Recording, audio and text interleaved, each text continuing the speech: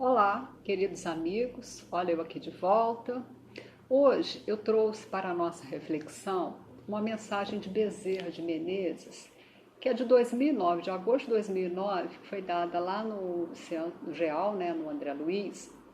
E na época, era a época da gripe suína, né, que também assustou o mundo, mas que assim, o número de mortes não se compara com a atual ou com outras pandemias. Bem, mas antes de iniciar com a mensagem, eu pergunto: como é que nós estamos nessa nova rotina de convivência doméstica? E como que estamos nos sentindo agora que a pandemia se aproxima um pouco mais de nós e de nossos entes queridos? Como que nós estamos trabalhando as nossas emoções?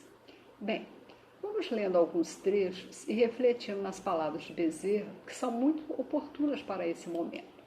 O Bezerra, ele começa dizendo assim: cristãos, estamos sendo convocados pelos espíritos nobres para ser os lábios pelos quais a palavra de Jesus chega aos corações empedernidos.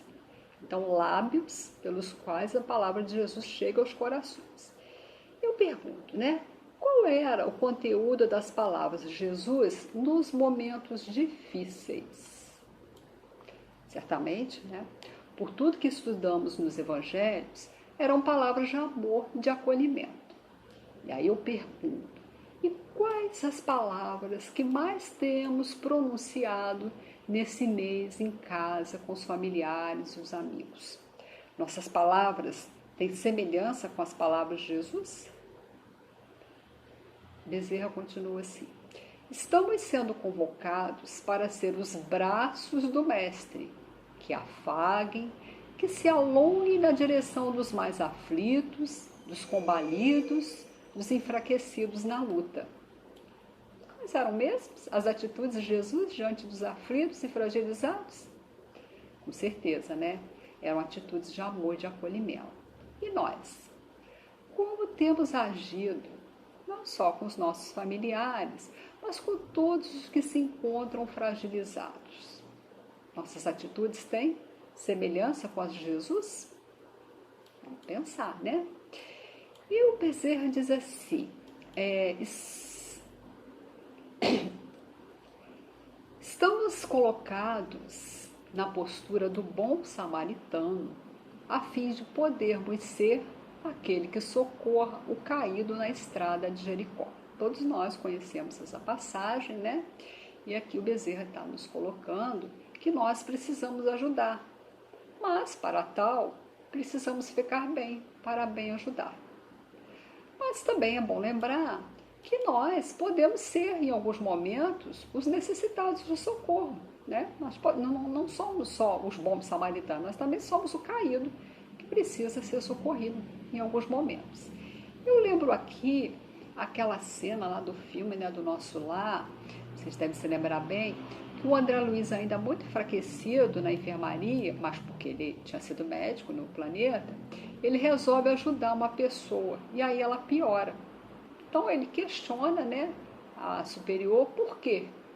E leva a advertência da responsável pela enfermaria, que diz assim: doente precisa primeiro se curar, para depois poder oferecer ajuda segura para o outro.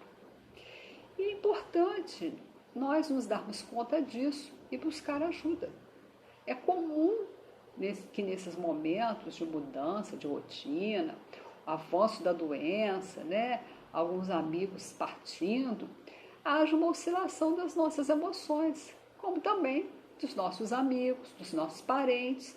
E isso, gente, precisa ser olhado e trabalhado para podermos verdadeiramente nos ajudar e ajudar o outro, né? Os psicólogos, os estudantes das emoções, eles nos falam que para enfrentarmos as mudanças, sejam quais, né, cada uma de uma natureza diferente, é preciso nos permitir o luto. Por quê? Porque nós estávamos acostumados com um tipo de rotina e, de repente, nós somos obrigados a mudá-la. Isso mexe com as nossas emoções e pode nos fragilizar. E não tem nada de mais nisso, é normal. E o luto, como sabemos, tem algumas fases que precisam ser identificadas e acolhidas para então serem vividas e superadas. Claro que cada pessoa tem a sua forma própria de lidar com o luto, dependendo da situação, da cultura familiar, né, de toda uma história de vida. Mas, de uma forma simplificada, eles nos dizem que temos as seguintes fases. Uma fase que a gente conhece muito bem, né, que é a negação, que é quando fingimos que a dor não existe. Não estou sentindo nada.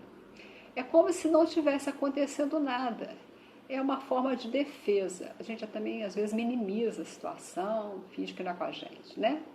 Uma outra fase também conhecida é a reação. Pode ser uma raiva, um desespero, uma culpabilização, uma revolta com a situação, né? Outra coisa também que pode acontecer, numa outra fase, é uma tal da barganha. O que é essa barganha? É a nossa tentativa de negociar perdas e ganhos, achar compensações para a gente poder lidar com aquilo. Isso tudo são instrumentos de lidar com a dor, né? Depois nós temos também a tristeza, que a gente às vezes não quer aceitar. Essa tristeza precisa ser aceita e liberada através de chorar, falar, escrever, algumas atividades manuais ou artísticas e até o aquietar-se para aliviar a dor. É importante aceitar que a gente vai ficar triste com algumas situações. Não somos de ferro. Aceitação, que é uma fase muito importante, porque é quando então encaramos a realidade da nossa perda e, apesar da dor, elaboramos novos meios de seguir a vida. É importante tomarmos consciência do que estamos sentindo e elaborar isso para termos então condições de ir em frente no caminho do bem. E voltando lá para Bezerra, para a mensagem, ele fala assim: nunca houve na história da sociedade terrena tantas conquistas de natureza intelectual e tecnológica. Não é verdade? Nunca houve tanta demonstração de humanismo, de solidariedade, tanta luta pelos direitos humanos. É necessário agora que os cristãos decididos arregassem as mangas e ajam em nome de Jesus. Em qualquer circunstância, que se interroguem, né? Em meu lugar, o que faria Jesus? Faça-o conforme o amoroso companheiro dos que não têm companheiros faria. Isso é o Bezerra nos dizendo, né? Aí eu pergunto, e nós? Já somos mesmo os cristãos decididos ou ainda estamos em dúvida? Mais ou menos, né? Em que ponto do caminho nos encontramos?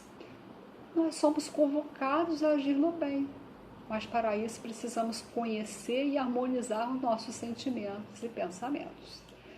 E aí, voltando lá para Bezerra, né, ele fala assim: estais convidados a impregnar o mundo com ternura, utilizando-vos da compaixão. Então, olha, somos convidados a impregnar o mundo com ternura, utilizando-nos da compaixão. E ele explica que, periodicamente, nesse planeta de provas e expiações, as mentes em desalinho vitalizam micro-organismos viróticos que dão lugar a pandemias destruidoras. E aí ele lembra, né? Recordemos-nos das pestes que assolaram o mundo, a peste negra, a bubônica, as gripes espanhola, asiática, e deixa um momento de preocupações. Por quê? Porque as mentes dominadas pelo ódio, pelo ressentimento, geram fatores propiciatórios à manifestação de pandemias desta e de outra natureza. Então, né? Olha só. Então, diante disso que a gente já sabe, que a gente estuda na doutrina, quando a gente estuda a psicosfera, eu pergunto, o que nós estamos vibrando? Quais são os ressentimentos que ainda alimentamos? Gente, isso não quer dizer que a gente vai negar o que a gente está sentindo. A gente vai olhar para o que a gente está sentindo para poder transformar, aceitar aquilo e então poder trabalhar nele, como bem nos lembra muito bem a Joana de Ângeles, né? E aí, voltando lá para o Bezerra, ele diz assim: só o amor, meus filhos, possui o antídoto para anular esses terríveis e devastadores acontecimentos, desses flagelos que fazem parte da necessidade da evolução. Sede vós aquele que ama, sede vós, cada um de vós, aquele que instaura o reino de Deus no coração e dilata-o em direção da família, do lugar de trabalho, de toda a sociedade. Que bom que o Bezerra fala isso para nós, né? E aí eu pergunto, nós estamos aproveitando o momento para aprendermos a amar? Porque amar se aprende, né? Como estamos instaurando o reino de Deus em nossos corações? Precisamos então nos conhecer para nos aprimorar, aceitar as nossas dificuldades para superá-las.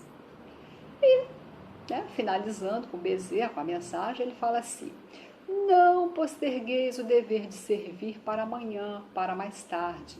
Fazei o bem hoje, agora, onde quer que se faça necessário.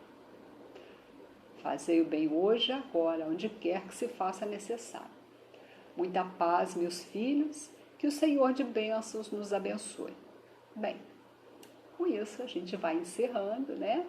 Eu desejo que tenhamos todos uma boa semana de reflexões, que possamos nos lembrar de seguir Jesus, que é o nosso modelo e o nosso guia, que nos consola. E lembrando Jesus, eu trouxe as palavras dele lá de Mateus, que nos fala assim: vinde a mim todos os cansados e sobrecarregados, e eu vos darei descanso. Tomai sobre vós o meu jugo e aprendei de mim, porque sou brando e humilde de coração, e encontrareis descanso para vossas almas, pois o meu jugo é suave e o meu fardo é leve. Então, vamos ter a humildade de nos aceitar, de aceitar nossas emoções, para então podê-las modificá-las. Beijos carinhosos nos corações de cada um. Fiquem com Deus.